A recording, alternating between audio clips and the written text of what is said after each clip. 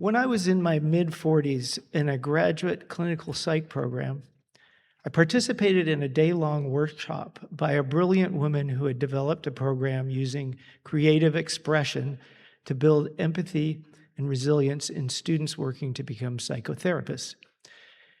It sounds very much like what Reverend Jojo is going to share with us later today.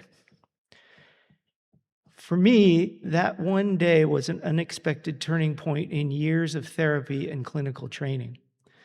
I expected to be taught how to use the creative process in working with therapy clients, but instead I found myself thrown into the process itself.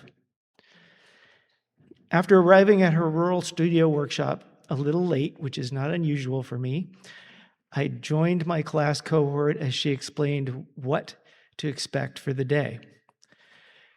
We started with unstructured movement in a large room with eyes closed to rhythmic music. Instructions were to let our bodies move as they desired, but to be aware of classmates around us and move away if we made contact. For at least 5 minutes, my judgmental inner voice made fun of the woo-woo music, and my body didn't move around very much. And just when it seemed like it was going to go on forever, I felt my body start to respond. But as soon as I did, I realized that I was embarrassed. I didn't feel safe, even with the classmates I knew pretty well. I felt awkward and stupid, and then criticized myself for being so sensitive. She gave us periodic instructions about what we might be feeling and asked us to pay attention to everything we experienced. After listening to her, I realized that many of us were probably feeling something similar, and I began to relax and enjoy it. After about 15 minutes, we stopped and opened our eyes, got pen and paper, and wrote about the experience. After a break and brief discussion, we got up and moved to a different part of her studio where paper, paints, clay, and other art supplies were laid out for us. We were told to use whatever materials appealed to us to try and express more of what we had tried to capture with our writing. I began to paint on a large sheet of paper using colors that appealed to me in the moment. And I remember painting bubbles of color rising up inside me as I tried to depict what the dancing had felt like. I became completely engrossed in the process, not even aware of others around me as I worked. And soon, we were asked to stop and write about the experience and note any feelings that arose. We wrote for a while, then took a lunch break.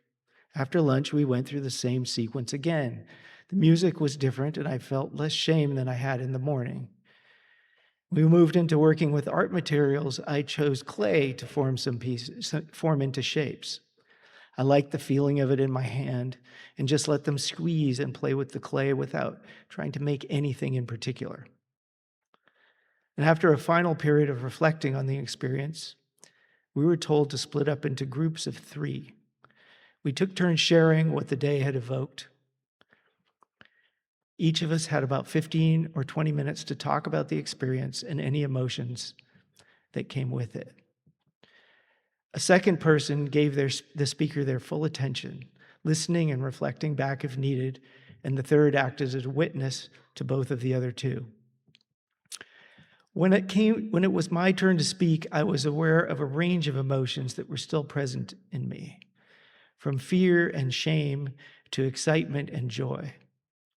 As my listener pressed me a little to see what else I might be feeling, I suddenly began to feel exposed, as if I had been tricked into showing parts of myself I didn't want anyone else to see. After my listener glanced at his watch to check our timing, I felt shame and anger rise up in me.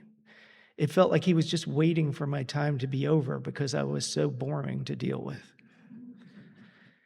In that moment, I had an overwhelming sense of being unlovable, of being worthless.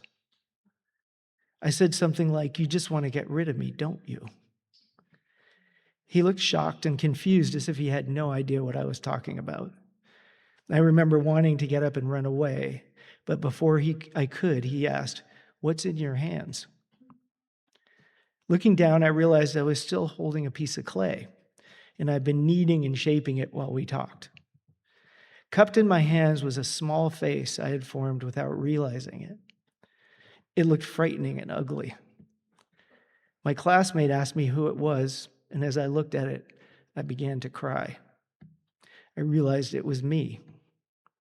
It was an image of what I believed others would see if I let them see who I really was. I named him the ugly guy, and the three of us, the witness, the listener, and me, invited him to stay. We told him he was welcome and that we valued his presence. After talking a couple of minutes to digest what had happened, we shifted positions so that another of our triad could share their experiences. None of the other psychological and spiritual work I've done over the years had the profound impact on my sense of well-being as that day did. I stayed in an altered state for days and have kept his sculpted face in a safe place. I believe that the movement, the reflection, the creative process, the reflection, the music, the reflection, all work together to break down the walls of fear and shame that kept this vital part of my being from enriching my life. I believe that this aspect of me, the one I call the ugly guy, has given me a greater capacity for empathy, for feeling the suffering of others. He allows me to fail without self-condemnation, and I'm grateful.